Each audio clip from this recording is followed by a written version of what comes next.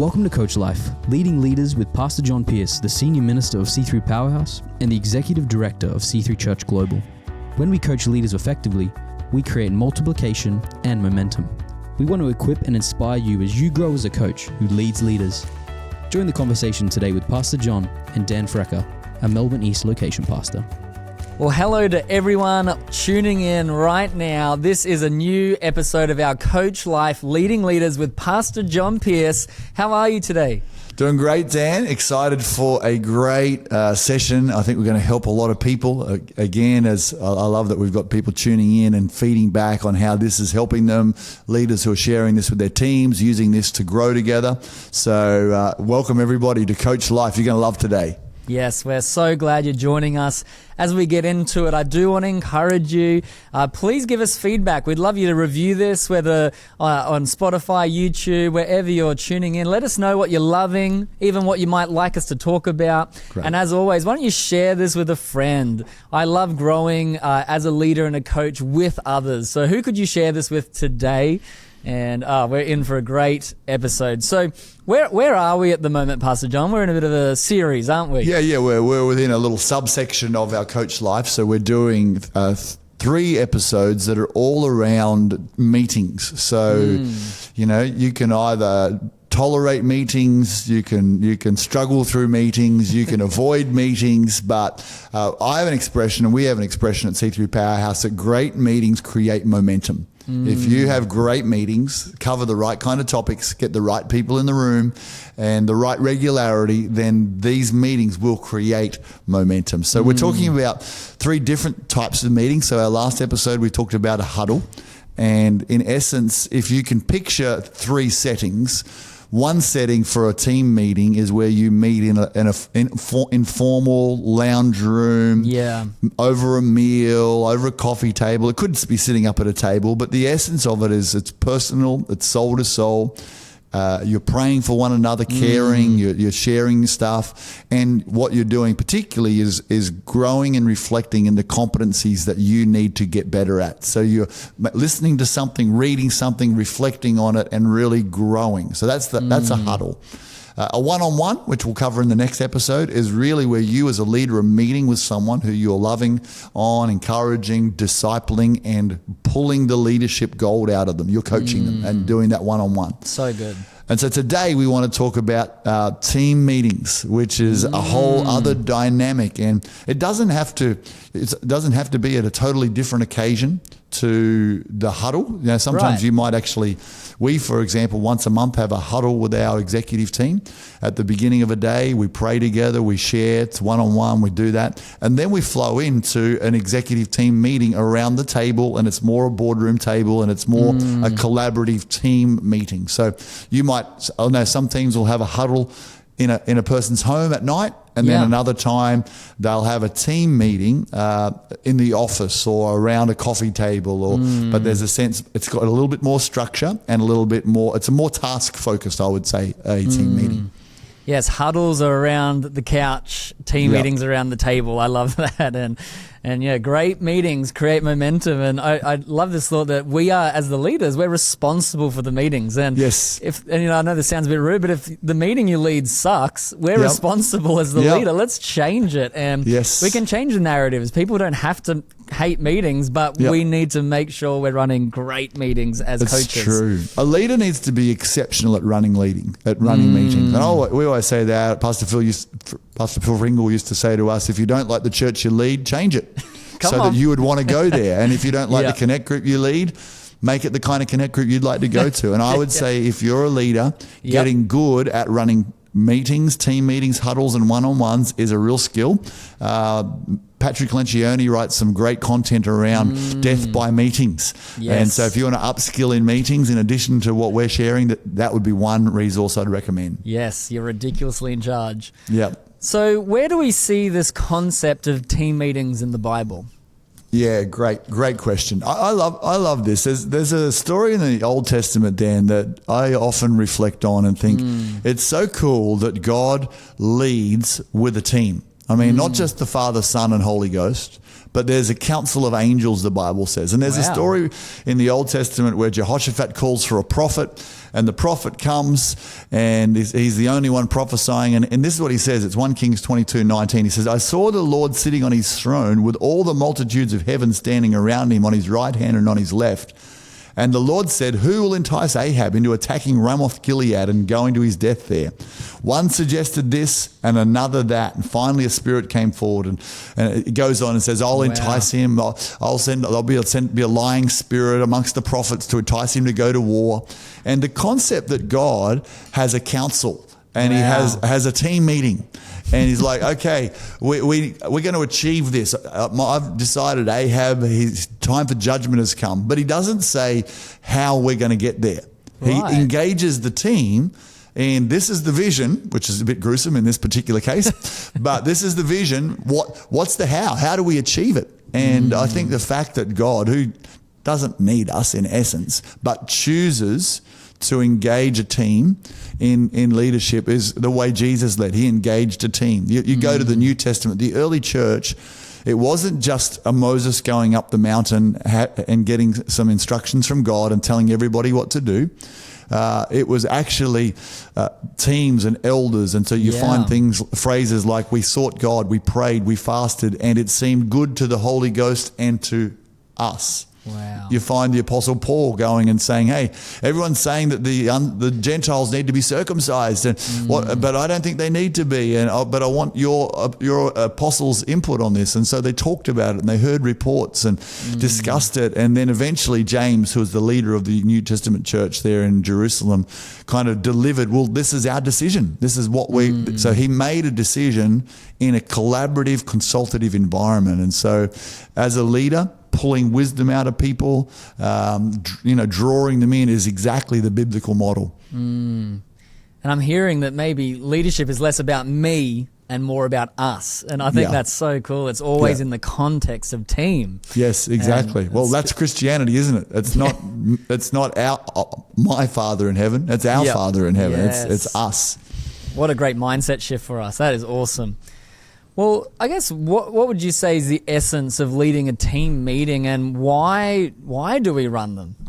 Yeah, great. Well, in essence, you can kind of lead either trying to do it yourself, texting people to do things, ringing people to do things. But a leader, a coach, is in essence leading other leaders. Yes. And you're usually leading them towards a purpose, and you're working together. So the context of a team meeting might be the worship director, not pulling all the worship team together, but pulling together a couple of coaches and an administrator, a group of people. Yeah. And rather than doing 5 one-on-ones, let's get the 5 people around the table. Brilliant. So what it does is it builds unity, because you're all hearing and talking together. It means that you are more likely to be on the same page. So good communication, there's less likely to be stuff-ups. Yeah. And you'll find that different people's skill sets will see things and anticipate things when you're planning that you wouldn't necessarily plan, that wouldn't see. And so by having a team conversation, everybody gets to hear the why and how and where we're going. It gives the best ideas will come out of a team. Yes. The best ideas don't just come out of you. The best ideas, and often a good team sparks each other. Yeah. So it's like, this is what we want to achieve, but how do we get there? And the team's like, well, we could do this, and someone comes up with an idea. And so you want a really collaborative environment. And last, I do particularly think this is important, and not everyone's good at this, and it's a learned skill, but there's accountability. Right. So it's not just we have a team meeting and all come up with these crazy ideas and say, wouldn't that be great? See you next month. Yeah. But really, we take minutes and we decide who's going to do that. And then we actually reflect on those minutes, and there's a sense of group accountability. And it's not a bad thing for someone to feel the awkwardness that I said I would do this by this time, but I didn't. And so, a team's only going to flow if people will really be accountable to one another. Yes. So there's a whole variety of it. It builds team spirit, your morale, momentum, all those things. Yeah. And I guess something we see time and time again is the more people are involved in decision making, and as you said earlier, the how we're going to take on this mountain, the how we're going to solve this problem, the more people are involved is the more buy-in they're going to have. And I think that's something you model really well, that when a problem comes up, we try to, let's not have the leader solve it in their meeting by themselves, but hey, let's get together as a team. Let's brainstorm. And what I love about a great team meeting is we leave it all committed to a decision.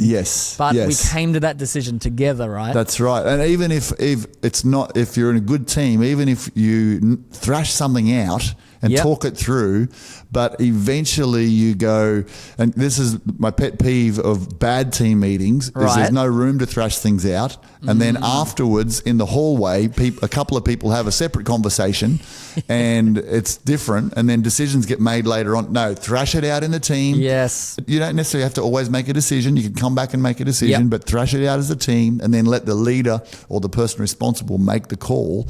And yet we're all on board. It's not like, I never thought that'd work.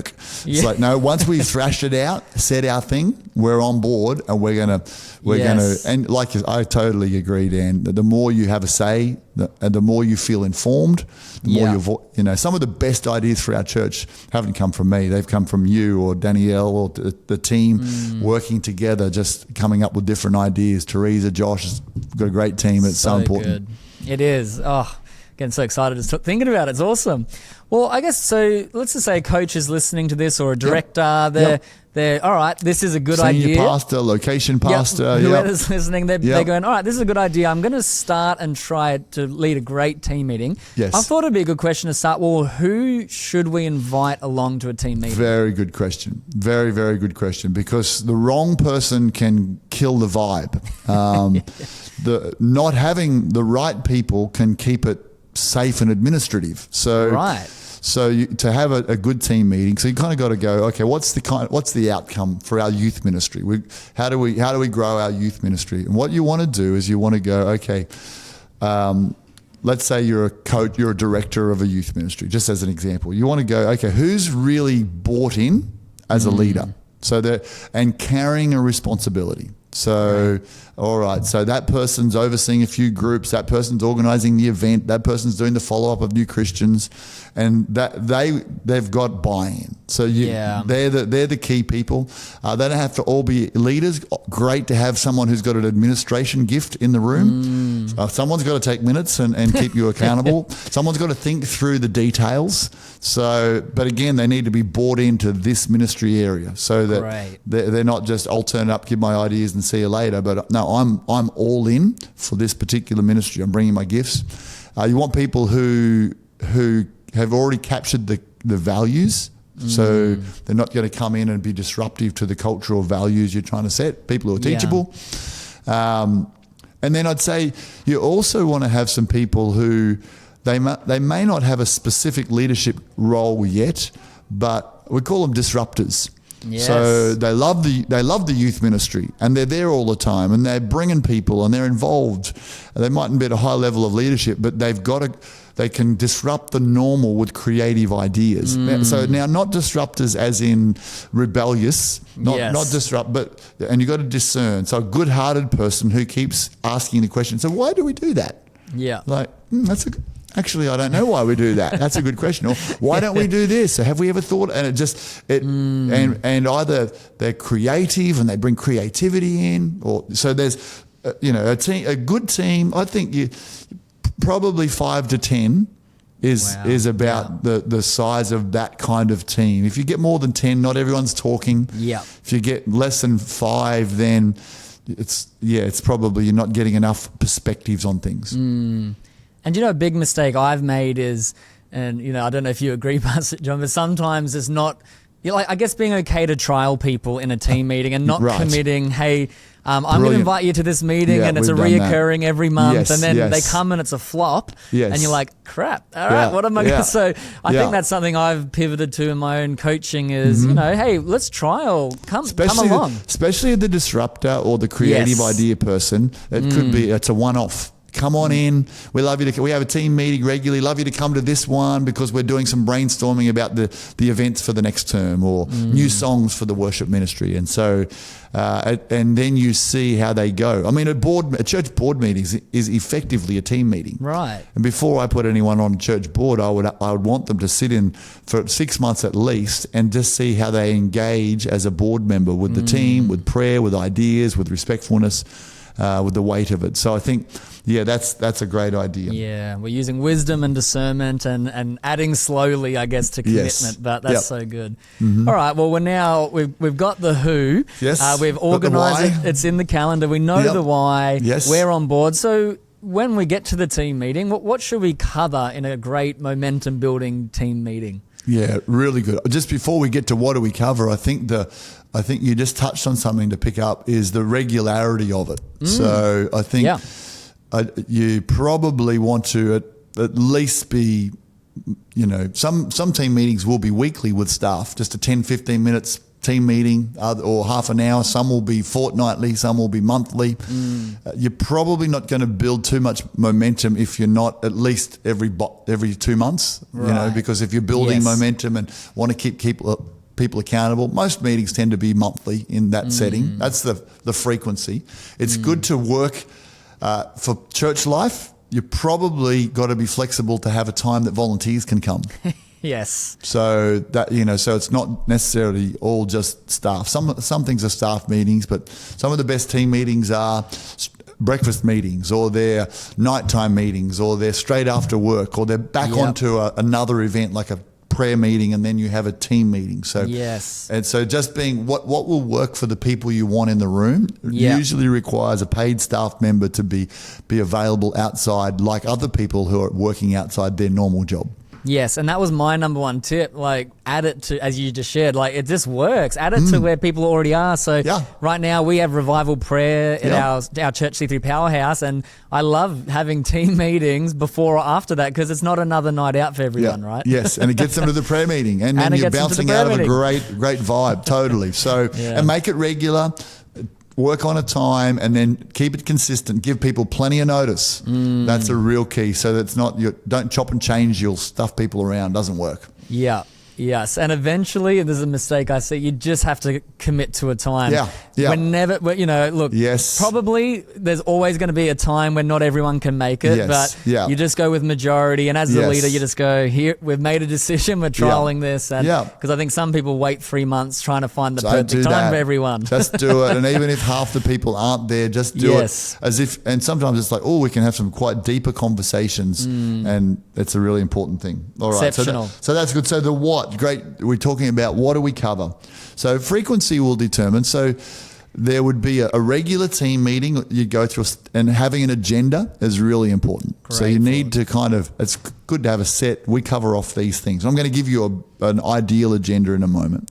But then you may want to have let's say a quarterly review. So you're running youth ministry and you want to review the quarter. So you get your core team together, maybe a couple of extras, what worked, what didn't work, what could we grow in, what are some ideas for next term. You have it around if you're youth pizza probably, or if you're older, some Thai food. Yes, and so you're sitting up and you're setting the ground rules. We're going to be respectful. We're not attacking an individual, but we want to reflect with honesty, want to be positive so we can keep getting better for the glory of God. So good. So we do them annually, annual reviews, what's God saying. We take days, we do retreats. So all of those are mixing the huddle environment, relational environment, but then team meetings where we're going, we're doing one tomorrow with our team. Who do we want to come and speak at our church next year? What are so people know there's a clear outcome. And so that's sort of the what.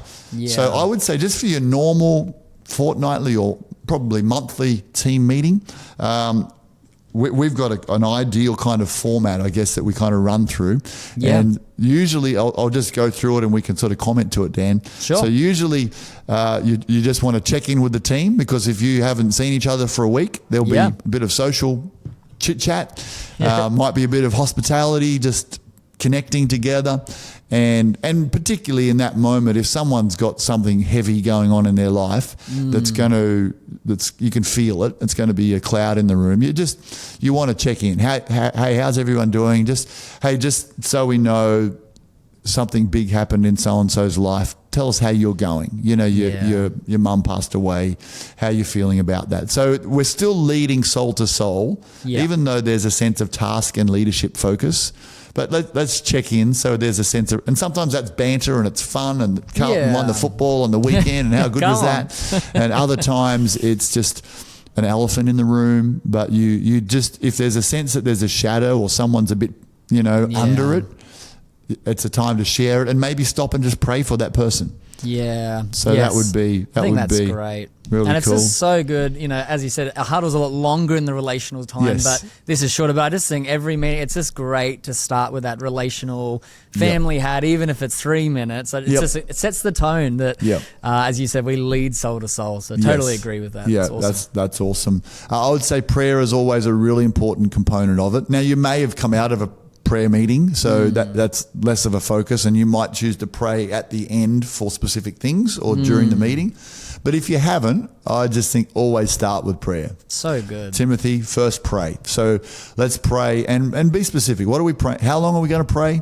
And what are we praying for? So it might be an hour meeting. You're like, okay, let's spend 10 minutes just really praying into the people we're leading, the ministry we're leading, what the key things that are coming up. Get team to pray, and it just sets atmosphere. Yeah, totally. I love that. Yeah. So next one's good news. Dan, tell us why you have good news at the start of a meeting. Yeah, well, I just think it's always great to start by celebrating some wins. And I think, sharing wins reminds people of why we do what we do. And it creates momentum. And even though sometimes in a team meeting we're about to solve some challenges, but there's always wins. And I think, for me, when I lead, I don't want to be the one sharing the win all the time necessarily, but I love just to ask, hey, let's share 3 wins right now. And I just think it lifts the mood. It reminds us of the vision, that it's all about lives being transformed in our context, but whatever the vision is where you are. And it just is such a great way. And it also reminds, particularly those more melancholic personalities that, hey,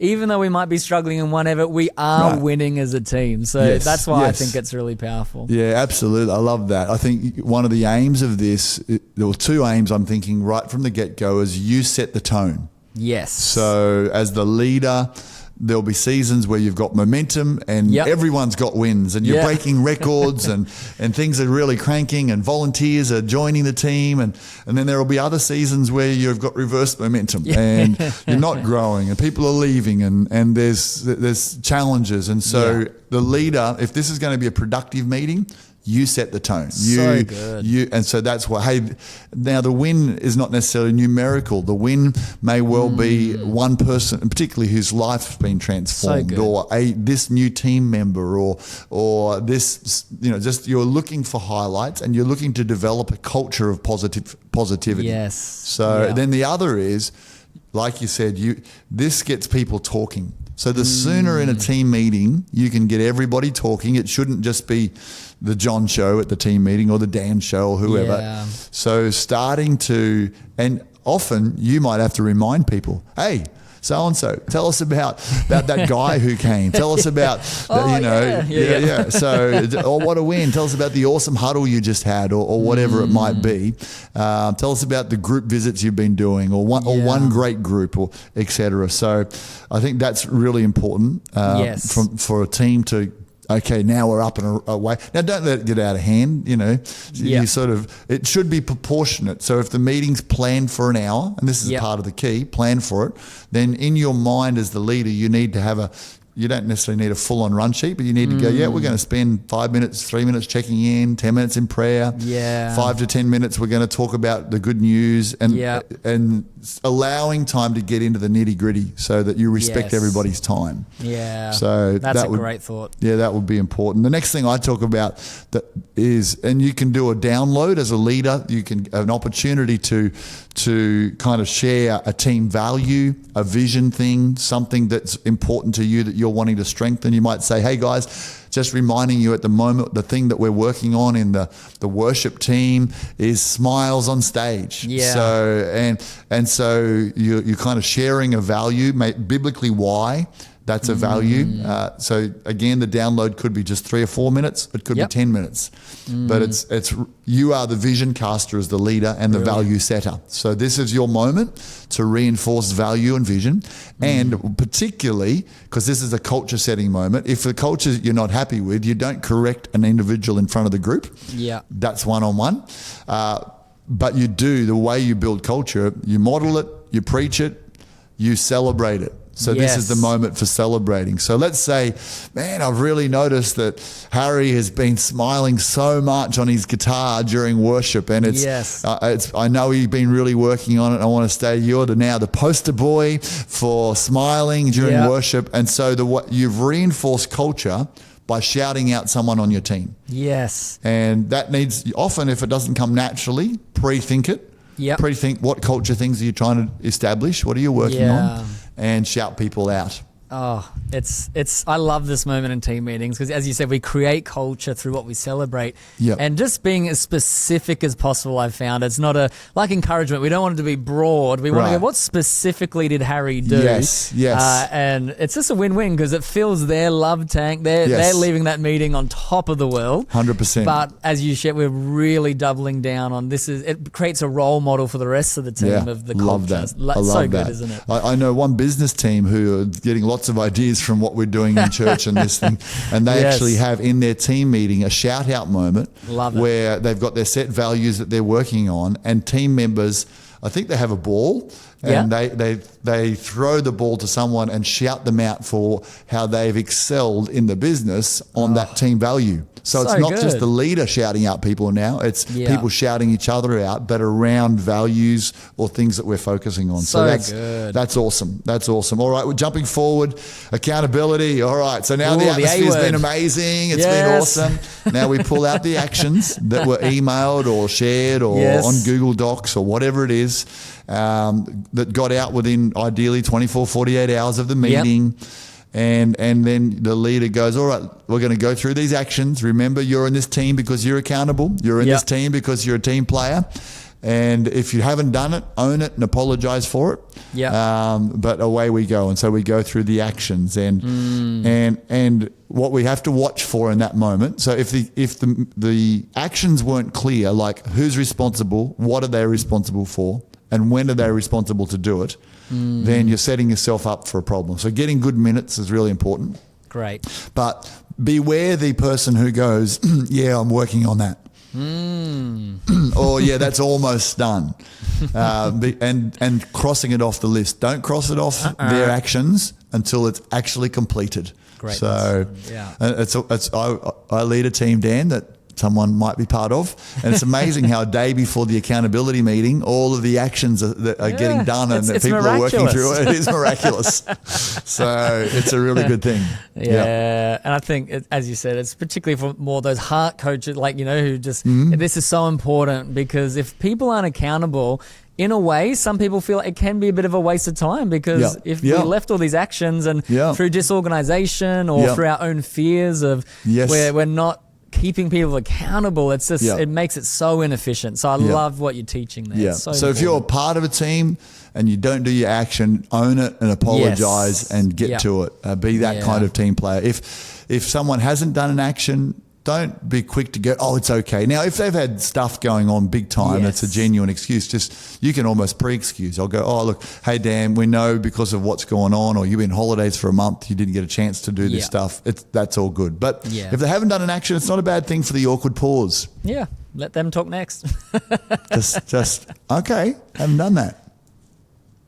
And and it's awkward, but it puts weight in front of people. And then if someone's a perpetual non-follow-through person, that's when you get to your one-on-one meeting. And the coaching conversation. So we'll talk about that next time. Brilliant. Well, after accountability, we actually then get to the agenda. So what does that look like?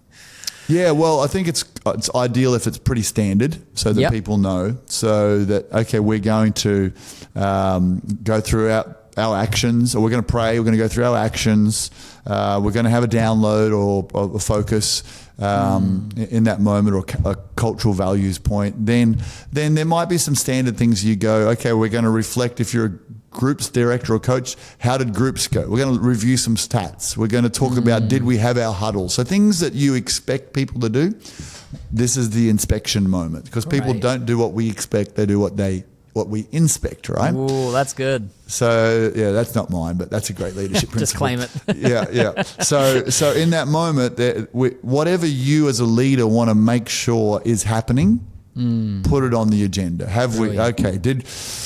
It might, whatever it might be. So not just following up actions, but things that are important. So recurring things on a youth team might be, who are the new kids coming along? Have they been phoned?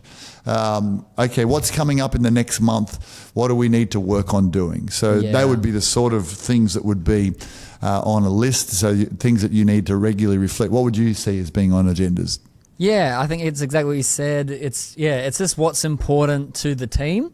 And as you shared earlier, it's like, rather than me needing to call 6 people, this is our chance to go, what would I have asked them in the phone call? Let's bring that into this meeting. And so it's just a great chance, really, as you shared. And what if we've done this well, it's not a surprise to people as well. As you said, we've pre-sent the agenda, it's standard. And so, it's just those important things that, sometimes the urgent can outweigh the important. So this is our chance to set what is important.